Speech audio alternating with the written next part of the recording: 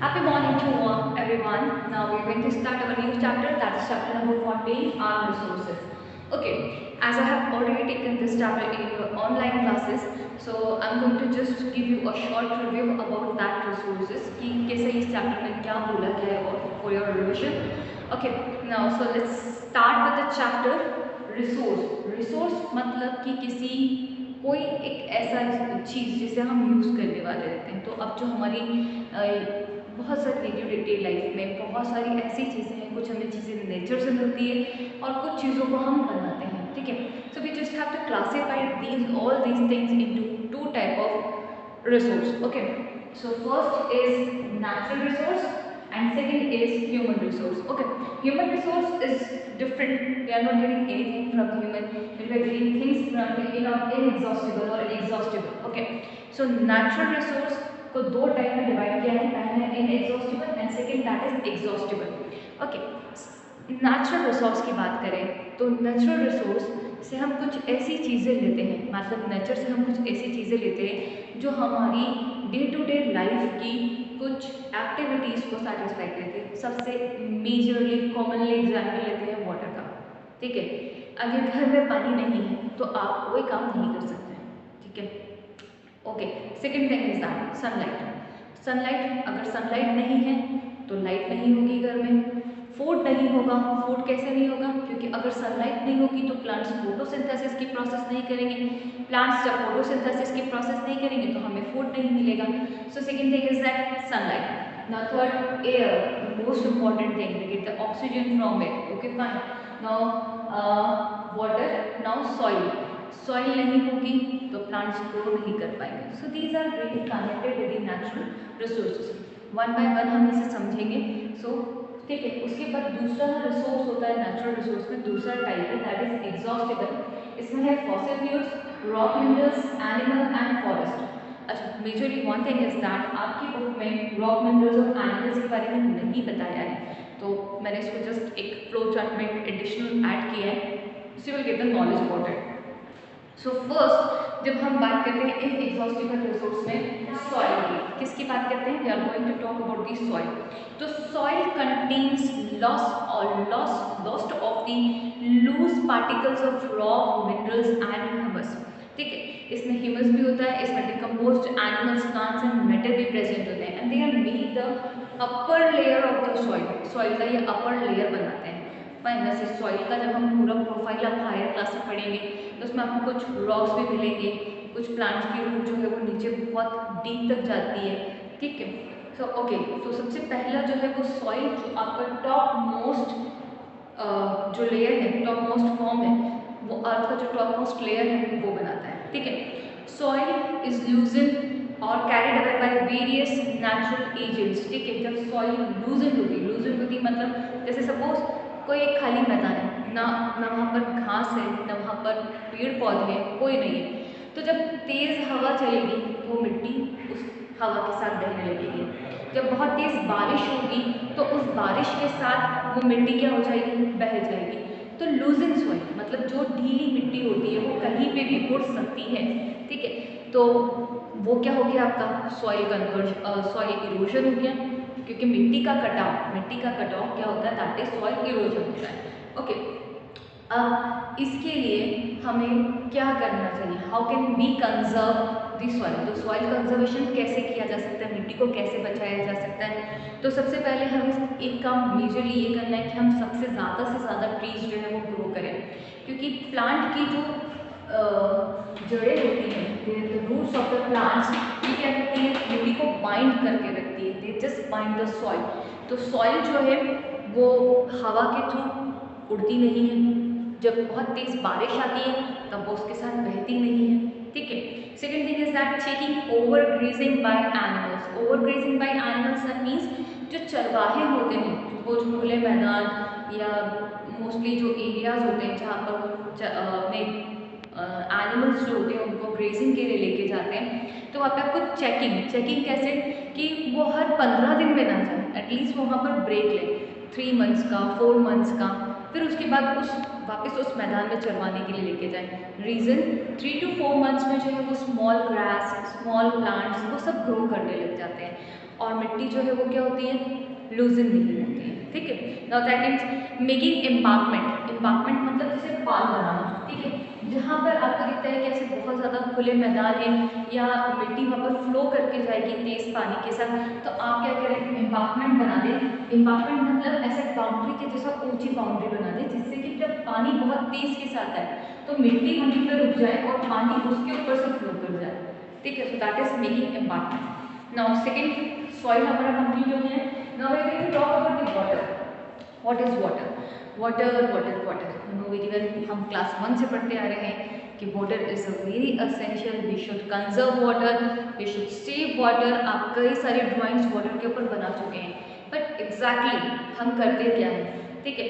तो वाटर जो है वो बहुत सभी लिविंग बींग्स के लिए रिक्वायर्ड है, ठीक है। एवरी लिविंग बींग को वाटर लगता है। अगर हम ह्यूमन बींग की बात करें तो we need a more water, because हमारी हर एक एक्टिविटी जो है वो वाटर से कनेक्टेड है।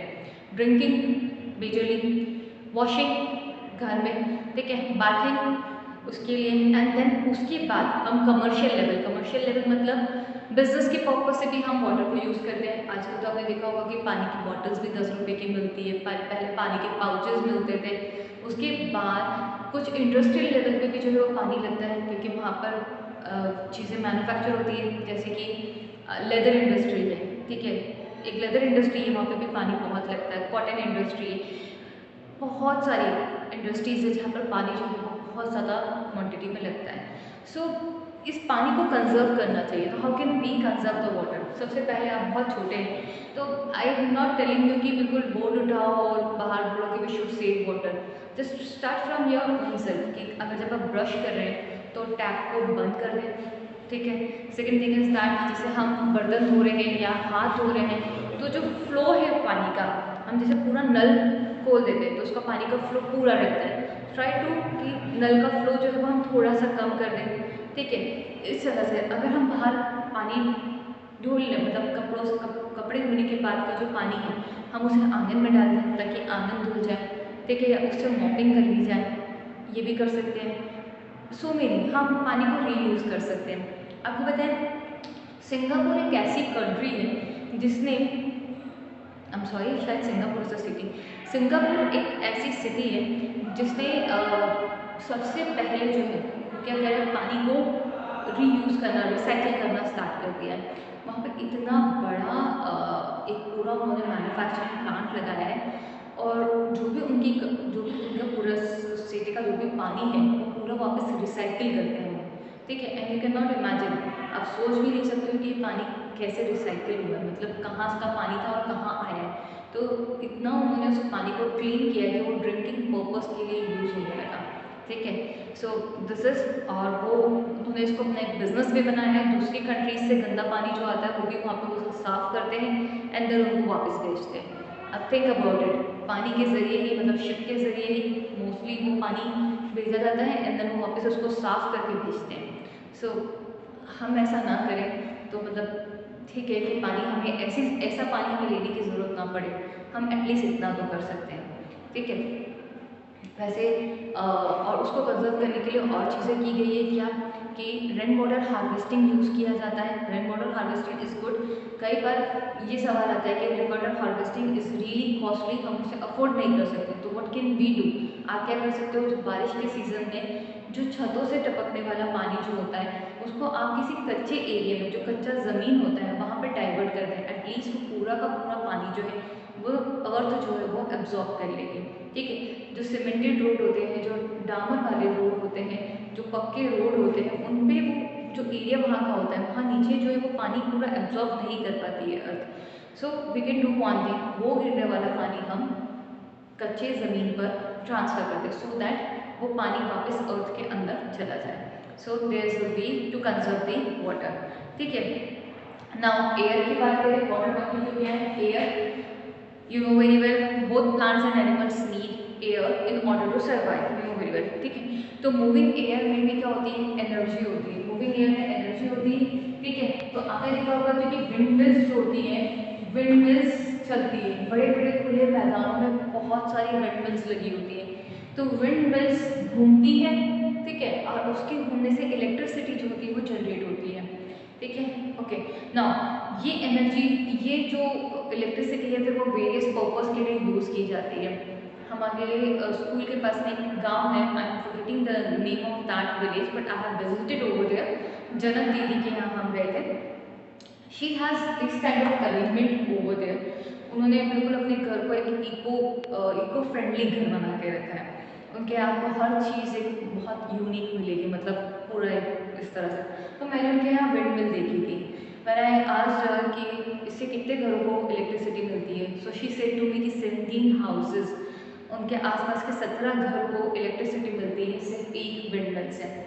सो थिंक अबाउट इट कि विंड मिल से आप इलेक्ट्रिसिटी जनरेट कर सकते हैं, ठीक है ना। सेकेंड थिंग इज दैट हम एयर को कैसे कंजर्व कर सकते हैं। तो एयर को कंजर्वेशन का काम जो है वो सिर्फ इतना है कि जितना भी गाड़ियों से निकलने वाला धुआं है, ठीक है, उसमें जो होते हैं वो हार्मफुल सब्सटेंस प्रेजेंट होते हैं। तो हम सिर्फ ये कर सकते हैं कि जो स्मॉल डिस्टेंस है, जैसे 1 या 2 किलोमीटर का डिस्टेंस है या 500 मीटर का डिस्टेंस है या 100 मीटर का डिस्टेंस है, हम बाय वॉकिंग तय करें ताकि गाड़ियों से धुआं कम निकले और एनवायरनमेंट कम हो। बाकी बड़े लेवल पर देखा जाए तो गवर्नमेंट ने बहुत सारी गाइडलाइंस बनाई है इंडस्ट्रीज़ के लिए, जिसमें कि उनसे जो निकलने वाला धुआं है वो एयर को पॉल्यूट ना करें। Okay, now next thing is that sunlight. Sunlight we get sunlight from the sun, you know very well. तो सन जो है वो एक इनएग्जॉस्टिबल रिसोर्स है, ठीक है। ओके, नाउ तो इसकी एनर्जी जो जनरेट होती है उसे बोलते हैं हम solar energy, called that is solar energy. तो सोलर एनर्जी का नाम आता है ना, so we got solar panel, ठीक है, सोलर कुकर, ये सब चीज़ें एकदम से माइंड में आती है, ठीक है। तो सोलर एनर्जी जो होती है वो यूज़ की जाती है वेरियस फॉर्म में। सबसे पहले अगर हम सिर्फ स्मॉल लेवल पे देखें तो सोलर एनर्जी आप घर में कैसे यूज़ कर सकते हो। सोलर पैनल लगवा के सोलर हीटर के थ्रू पानी जो है वो गर्म होता है, तो वो लगते हैं, ठीक है, सोलर पैनल लगते हैं जिससे कि इलेक्ट्रिसिटी जनरेट करवाई जा सकती है। घर में आप खाना बनाने के लिए सोलर कुकर यूज़ कर सकते हैं, ठीक है। हाँ, सोलर कुकर में हम पूरा खाना नहीं बना सकते और उसके कुछ डिसएडवांटेज भी है कि आप रेनी सीजन में सोलर कुकर को यूज़ नहीं कर सकते हो, आप ज़्यादा विंटर में उसे यूज़ नहीं कर सकते। You can only use in summer, क्योंकि समर में सोलर एनर्जी बहुत ज़्यादा रहती है तो वो उस टाइम पर यूज़फुल होता है। बट ठीक है, हम घर में तो सोलर प्लांट लगवा के पानी गर्म करने के लिए तो कर ही सकते हैं, ठीक है। गर्मियों में हमें इलेक्ट्रिसिटी की थोड़ी ज़्यादा ज़रूरत होती है, तो सोलर पैनल के थ्रू हम एसी या जो भी इलेक्ट्रिकल अप्लायंसेस हैं वो चला सकते हैं। एनीवे, ठीक है ना, सोलर एनर्जी जो होती है वो प्लांट के लिए भी बहुत रिक्वायर्ड होती है, उससे फोटोसिंथेसिस का प्रोसेस होता है। ओके नाउ, और आपने बहुत सारे ऐसे गैजेट्स देखे होंगे जैसे कैलकुलेटर है या फिर वॉच है वो जो कि सोलर पैनल सोलर एनर्जी से रन करती है, ठीक है। Now this portion has been completed in exhaustible resources. In the next video we are going to cover about the exhaustible resources. Okay, till then, goodbye.